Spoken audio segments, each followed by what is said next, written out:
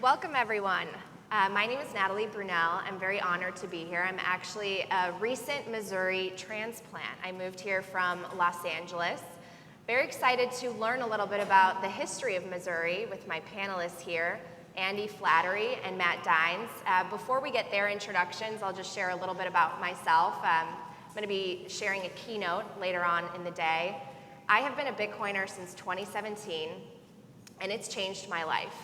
I was a reporter before shifting my career into podcasting and a Bitcoin education full time. And when I was a reporter, I was covering a lot of the issues that places like Jefferson City, St. Louis, Missouri overall, and the United States are really dealing with today, including the increasing cost of living, more and more public corruption, increasing crime. And I wondered, what is going on? My family immigrated here from Poland when I was 5. We moved to Chicago, so I'm an Illinois native. And they lost everything in the great financial crisis, and that's just when I began my career. Ironically, that's also when Bitcoin was born into the world. And I just kept wondering, what is wrong with this country that my mom and dad dreamt of coming to, that people are feeling further and further behind and can't make ends meet? And when I learned about Bitcoin, I realized, oh, the money's broken. And so hopefully throughout the course of the day, you're gonna learn exactly what is broken with our money and how Bitcoin fixes it. And here in Missouri, there are so many opportunities. I'm so proud to be a new resident. I'm so excited to get to know the people here. There are a lot of reasons why I'll share throughout our talk why I decided to move here. I've lived all over. I've lived in Italy, DC, Chicago, all over California. But I want to plant my roots here and start a family here. So without further ado, I want to have Andy and Matt introduce themselves, and thank you so much for joining us. So Andy, why don't you start? Thanks. I'm Andy Flattery. I am the owner of a registered investment advisor called Simple Wealth Planning in North Kansas City, Missouri. I do wealth management and personal financial planning for families in Kansas City and now around the country. A couple of years ago, I started a podcast called The Reformed Financial Advisor. And one of my goals was to, in an effort to distinguish myself from like the monoculture or even another Bitcoin podcast, I wanted to do topics and stories that were so specific that you wouldn't find them anywhere else. So for example, I'm the only guy that I'm aware of that's ever done a podcast on the Mississippi bubble and how the Company of the Indies funded Etienne Bourdemont, the first adventurer to travel up the Missouri River to modern day Kansas City. So my podcast has also always had sort of a local flair, which is why this panel is close to home for me, and I'm extremely pleased and honored to be here at this wonderful event. All right, Matt? Great. Well, first off, thanks everybody for coming today. John and I co-founded Build in 2018. We're both from Jefferson City. Our families are from here. I'll give a little sense of the history as Natalie talked about. This is a state that is, has a culture of exploration and growth, and I think part of what we'll talk about today is how we've kind of lost that over the last 50 years. And we'll talk about the future on how we believe this new emerging technology, this new monetary paradigm is going to help the region advance that. I want to thank Natalie and Andy for coming to this great event, this great meeting today, and all the rest of our speakers who've made this thing happen. I think this is really important, what's going on underneath the surface with this crazy shiny object that showed up on the scene in 2008 and refuses to go away. From the standpoint of the mainstream media, the newspapers, the CNBC, it's this thing has gotten to the point where it's unavoidable, but there's a key problem where none of us fully understand it from the context of the outside system. So that's what today is all about. But John and I, both local, launched Build to solve this exact problem. We saw something coming out of the 2008 crisis, out of the policy response, with several rounds of QE in the 2010s, zero interest rates, and we get presented from the broader narrative, if you will, that our monetary system, the Fed, the PhDs, that there's some sort of science to this, that there's a monetary wizardry, that we can, stopgap every problem, every, hiccup, every bank failure that shows up. And the answer really is, kind of tough to grapple with mentally for all of us who are plugged in to this system that we're operating under. That something is broken, but the hopeful promise is there is, a new paradigm that's already emerging, and you're seeing those green shoots. You're seeing that growth. So that's what we're here to, learn about today, and come out of this with an understanding of what this thing is and what your next step as an individual might be now that you understand this better. And last, I'll just talk about my kind of family history and connection to this region. I'm from Missouri. My family is from Missouri, from both sides. My mom's family, we just celebrated this weekend my grandmother's 95th birthday, and it was just really cool to see how connected everybody is, how tied they are to this region. But that side of the family came in a big wave. We might talk about it in a second, of the German immigration in the mid-1800s. And that wave of people came here for the economic opportunity. The same thing with the other side of my family, the Ulster Scottish migration from the Northeast all the way into Missouri. In this, as early as the 1600s, that movement started, but arrived as Missouri was getting into its statehood in the early 1800s. But my point there is this has always been a region of economic opportunity and growth. This is what I consider to be the growth market of the United States, or the emerging market of the United States. It had, spectacular growth in the 1800s all the way up to the mid, 20th century. And then something changed in the post-World War II environment. It's really hard for everybody to put their finger on the pulse on what's going wrong. But hopefully today, with what we learned, we're going to see what is that problem, define it, and then come out of it with the solution. Well, history certainly rhymes, and I think it's important for us to understand the current context we're living in. So let's dive a little bit into past, present, future for Missouri. And as a journalist, I always had to check my bias at the door. And a lot of us probably walk in here, and especially if you don't know about Bitcoin, or maybe you've profited and done well in the current traditional financial system, I just urge you to check that bias and be open to learning about this transformative technology. So let's start with the past. You were kind of alluding to it. St. Louis and Missouri being the gateway to the West, so much opportunity, people coming here, center point for the U.S. Tell us a little bit about what Missouri stood for back in the 1800s and what economic activity here was like. I think of Missouri as in a unique way embodying that American spirit of go west, young man. So you think about the early explorers like Marquette and Joliet, or Etienne Bourgmont, who I mentioned earlier, the Frenchman, and then Bill Sublett, the mountain man, Daniel Boone, Daniel Morgan Boone, who I believe was one of the founders of the city that we're in today, Jefferson City. And I found a great quote by one of my favorite American politicians, a guy named Thomas Hart Benton. He was writing just a couple of years after the first steamboats came up the Mississippi to St. Louis, and he said that immigrants poured in with, quote, a force and steadiness that should announce to the old states that the power of this continent is gravitating to the borders of the Mississippi. Look back to where we were 30 years ago. See what we are today. Tell us what we must be in 1830. Surely men of hope and ambition should plant themselves next to the waters of the West. I think that sort of epitomizes this sort of optimism that we see in the frontier spirit, which I think is sort of uniquely Missourian as well as American. Cool. So I'll start. 1803, we get the Louisiana Purchase. What's kind of gone down in financial market history decisions as one of the best value investment buys of all time. The signature accomplishment of the Jeffersonians and the Jefferson administration.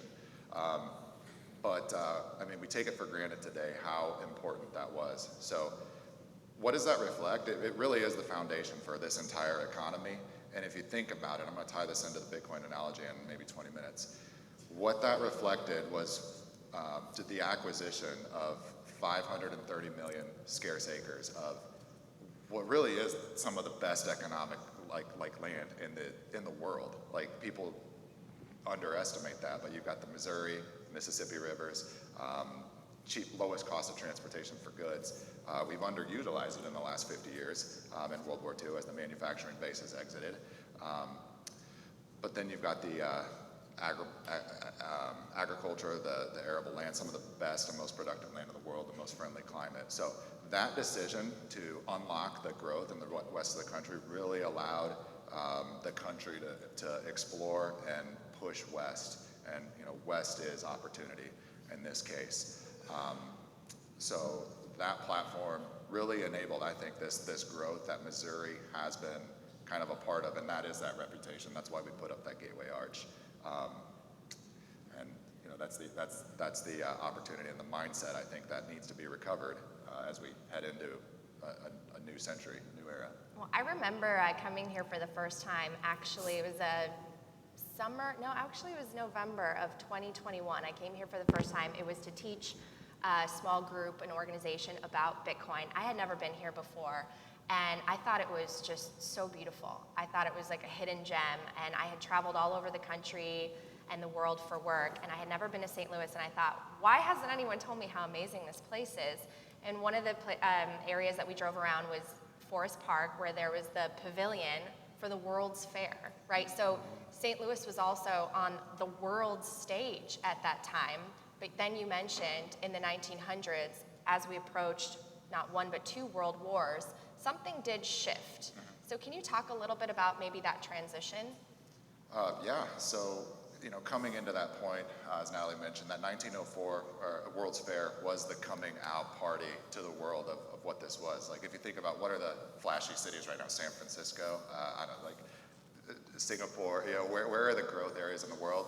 It was St. Louis. Like, it was on the map as like this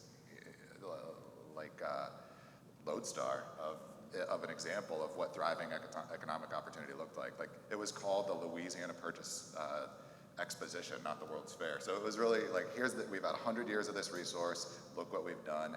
It was buzzing. People were extremely proud. And then you carry that through the first part of the 1900s. You get, Charles Lindbergh, like, marketing to the world with the spirit of St. Louis on the plane, on his groundbreaking first transatlantic flight. And you saw it still carry through into the 30s with the aerospace industry moving to St. Louis. But then something happened after World War II. It just slowly starts to slow down. We're not maintaining that pace of growth and exploration in the culture. And I don't think anything changed with the people. We're still the same, people here locally. We didn't stop working as hard. I don't think you can pinpoint that. We didn't, lose the resources. The Missouri River didn't go dry.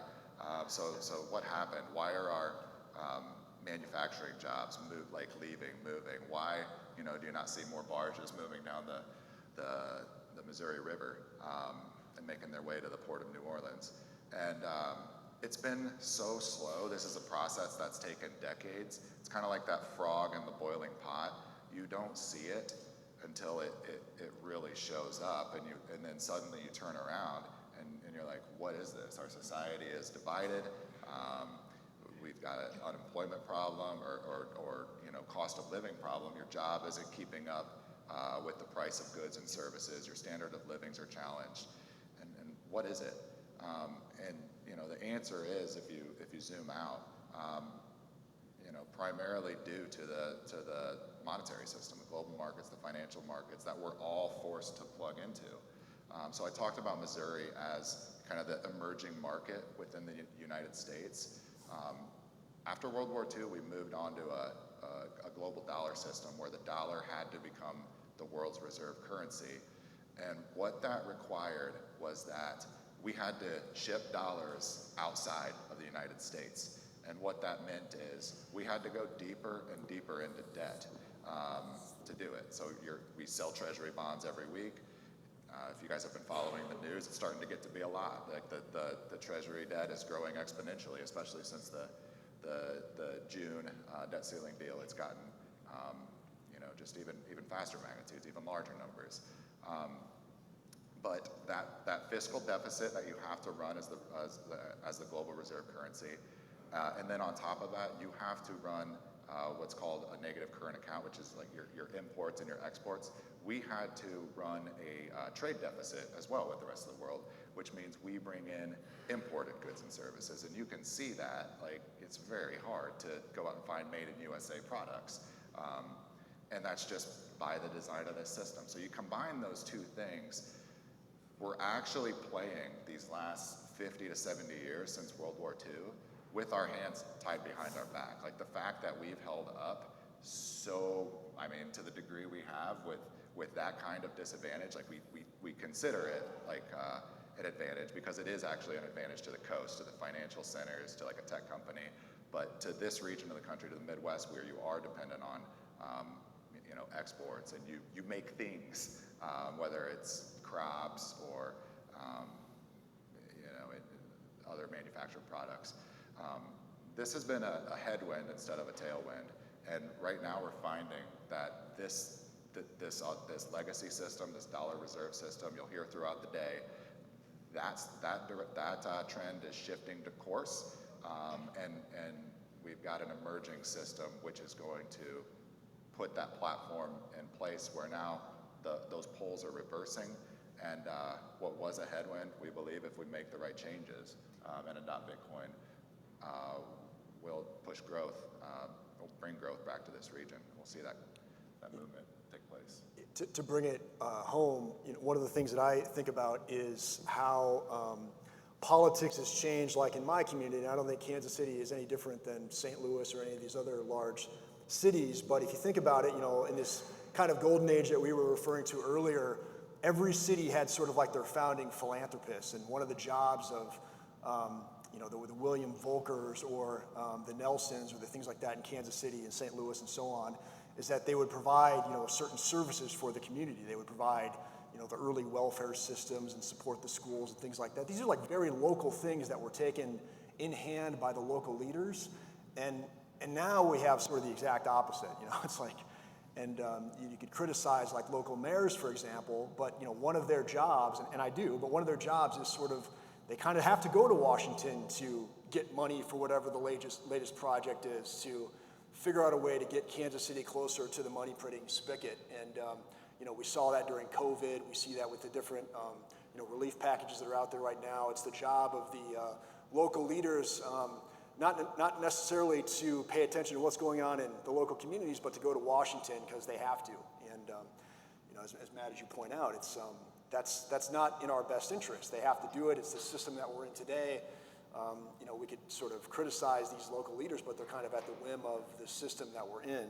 And so I think you see that in the cities, and then you see that with animosity between Kansas City and Springfield, Missouri, and Jefferson City, Missouri, that the rural communities, now it's, the rural communities look at these larger cities and they're just animus because they feel that the money printer is, benefiting, a certain city, and they didn't vote for that particular thing, and it doesn't have to be that way. And so I think that's one of the, we're right next to the Capitol. That's one of the political solutions that hopefully we'll get into today. Well, and what's really interesting is you've probably heard in the news this narrative of, is the dollar going to end? Will the dollar still be the global reserve currency? And a lot of people are very scared. They don't want to lose that status, especially not the folks in Washington, D.C. But as Matt pointed out, if you really look at the consequences of serving as the global reserve currency, there's a huge responsibility. You do have to run these large structural trade deficits, and in the end, it ends up benefiting the financialization of this country, the financial markets, Wall Street, the politicians, the people closest to that money printer that Andy mentioned, and it hollows out the industrial base, which was really so prosperous and strong here 2 centuries ago. And it weakens the middle class, and it leads to that growing wealth concentration. You'll learn more about that throughout the day, but sometimes we hold on to paradigms that don't ultimately serve us, and we vote for things that actually work against us. And going back to the 1940s, a lot of people say that today's inflation and the interest rate hikes very similar to the 1970s, but as investment strategist Lynn Alden, who some of you may be familiar with, points out, we're actually much more similar to the 1940s, where we're running big deficits and we have high inflation. But this time, we are not the industrial base. We're not the world's largest creditor nation and exporter. We're the opposite. We've hollowed everything out and gone so far into debt. So one of the things that Matt pointed out in a note with statistics is that Missouri, between 1910 and 2020, has been 41st in population growth. It grew at half the rate of the country as a whole, and the population grew 87% over 110 years, didn't even double, while the country as a whole grew over 2.5%. And it's 36th in employment growth. Sorry, what was that? 2.5x. Oh, so yeah, 2.5. Doubled and more. It's 36th in employment growth between 1939 and 2022, and it dropped from 21st in personal income to 35th from 1929 to 2022. Do you guys want to shed light a little bit more on, as we draw closer to where we're at in the present day, why these statistics are the way they are? Yeah, those are growth rates measured in states. So key economic inputs are people coming to your state or your cities, right? People are going to come to opportunity, or your existing families. Are the kids able to stay and create opportunity for themselves? Is there opportunity? So that statistic. The growth rate of the population of Missouri. Heading into this, like I talked about that big wave as we were in that explorer mode, Missouri was the 5th largest state in the Union at the end of the Civil War. So it was a new entrant in 1821. By 1865, it's number 5. So it tells you how much growth there was. Like every census taken every 20 years, there was over 200,000 just repeatedly. They were coming to Missouri. That other one, growth in employment, bottom quartile, right? And this shouldn't be the case. I don't think. I think we have the resources, we have the right people, the right work ethic, everything. That those results just don't line up with the reality of what we have available.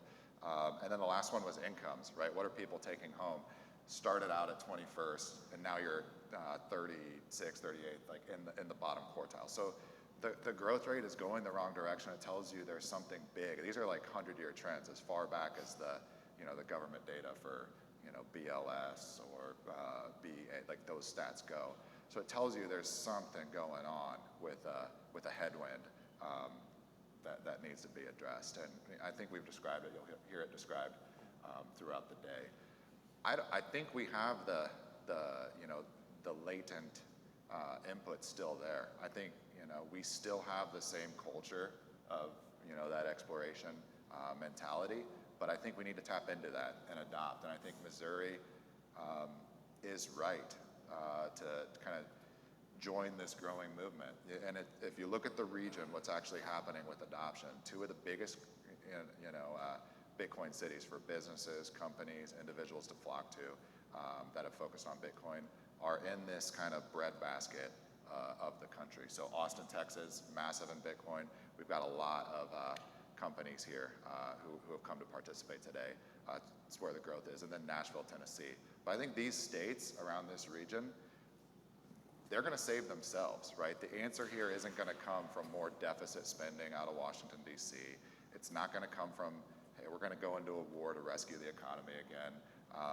We don't need that. Like the tools are right here to save ourselves, start building for a future. We're going to recover that growth and swing those numbers that have been on the other side of what you would want for your people and your kids these last 50 to 70 years. We're going to take those the other direction, and I think everybody's made that first step here in showing up today and how we can make that happen. Andy? That's all. Yeah, I think you said it.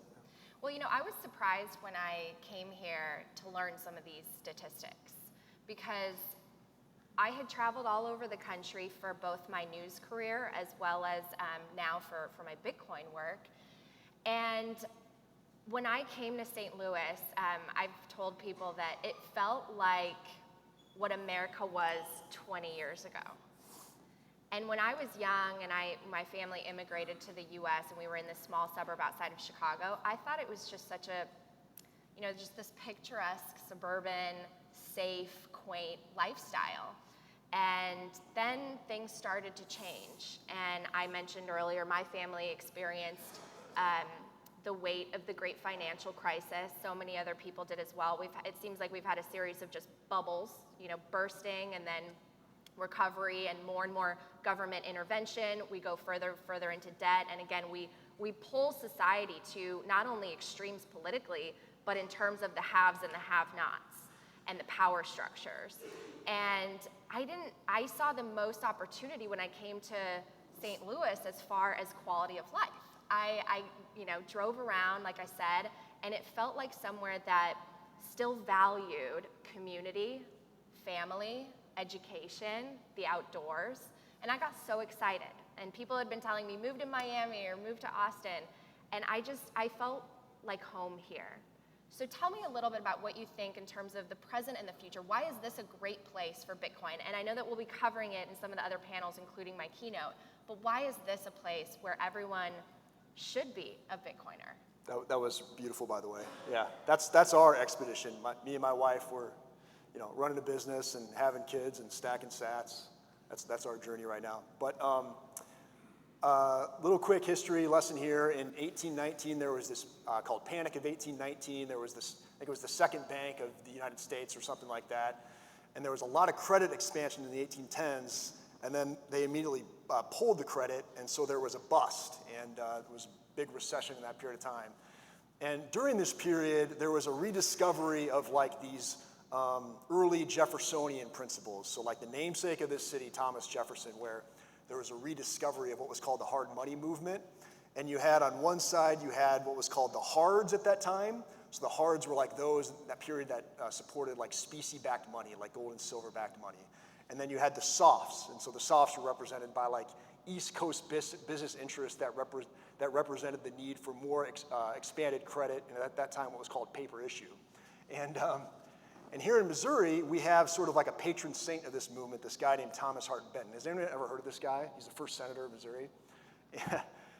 He was akin to like Andrew Jackson. Andrew Jackson's a little bit older, but he's part of his sort of coalition. James K. Polk, Martin Van Buren, people like this. What Benton represented was sort of a staunch defender of this hard money movement in Missouri. His nickname was Old Bullion. A little fun fact, one of the nicknames for Missouri is the Bullion State, not just the Show Me State, but the Bullion State. And so at the time, the idea was that what the hards would say is that, for the East Coast interests, these budding capitalists, they were anxious for easy credit. Easy credit was for the softs, because then they could launch profitable speculations, which often would bust. Banks would bust because they printed too much money. Large paper issues seemed like a boon to these softs, but to more like conservative businessmen, to like the planter, the farmer, the average laborer, the mechanic, what they were more concerned with was like a steady return on their labor, and so they supported this specie-backed money. And so this maybe sounds kind of quaint now, but this was like a real debate in like the 1820s, 30s, and 40s. And I interviewed a guy named Dr. Patrick Newman on my podcast. He says the Jacksonian coalition, the Jacksonian Democrats of this period, were the most successful free market party in American history. And that was in Missouri, led by a man named Thomas Hart Benton. And so Benton was the editor of a newspaper in St. Louis called the Inquirer. And the Inquirer printed an editorial once that said, quote, "Banish paper and you introduce gold and silver, where gold and silver is the standard. The price of everything is reasonable, and a dollar stands for a dollar." Another moniker of that time was like, the banks were saved, but the people were ruined. That was kind of a moniker at that time. And so there's a little bit of maybe a journey that needs to be made to see how like maybe Bitcoin could be today's specie currency or today's sort of hard money or honest money. But I think, this sort of Jacksonian monetary movement, the Thomas Hart Benton old bullion philosophy. That's kind of our patrimony as Missourians. Like, we can sort of recreate that, 200 years later, if you will. So I think we're probably getting close to time, but I will wrap up, maybe final thought on this. The answer is, why do we need to do this? We'll take it from a generational standpoint. We've got the boomers in Missouri, like they're ready to retire. I mentioned we had a big family gathering this week, and I got to see all of my family. There's a lot of them into that 70 to 80 age bracket, and they're sitting on investment portfolios that their financial advisors have them in, and primarily like skewing towards fixed income investments, right? The safe asset under this most recent 40-year paradigm. But I had this conversation over and over with relatives addressing, hey, my bonds, my income, my portfolio is down 25%. I didn't want to tell them it's actually worse than that. You've taken at least 18 points of inflation on top of that if you measure it against the CPI. So you're looking at a 70 to 80-year-old who their life savings, which is primarily in this asset class, it's lost 40% of its purchasing power in 3 years. That's just unacceptable. So this movement, we need to be moving in this direction to take care of our parents, our seniors. And then on the other side of that, we need to reinvigorate that growth in this region. If you do not have a new generation coming through and something to hand them off, things that they're going to be better off with in 20, 40, 60 years, it gets harder and harder to recover. Like, you're eating more and more of your seed corn, and once you eat up your real stock of savings, it's really hard to bootstrap yourself back and recover all of that work you did, for 20 generations since these waves have come to Missouri for exactly what it stands for, that exploration opportunity. So the time is right now for, I think, us to save ourselves, to move towards this direction. I think that first step is what we're doing today. I know this talk didn't cover all that much about what Bitcoin is, how to wrap your head around it, but that's going to come in the rest of the conversations. But right now, this is about why we need to do this specifically right here, and work with our neighbors in Tennessee. Missouri, it's got that benefit of most connecting states in the region. This should be a trade hub. It's going to be a brighter future for our children, and I think that first step is starting today with whatever decision you make out of what you learn today and the people you meet. It really will be a better place. Bitcoin represents hope for so many people, economic hope. And instead of the banks being bailed out and this being a movement of the elites and the big banks, it's a movement of the people. Satoshi Nakamoto wrote in the white paper that we can't really trust the current system. They let us down. They break that trust. And banks that are supposed to be trusted with our money lend it out in waves of credit bubbles with just a fraction in reserves. And we're seeing some of the fallout. And what do? They rush in and save the banks, but they don't always rush in to save the actual people, the workers. So you're going to learn all about why that's happening. I think the next panel is about why the money's broken. So thanks so much for having us. Big round of applause for Matt, Andy, and Natalie.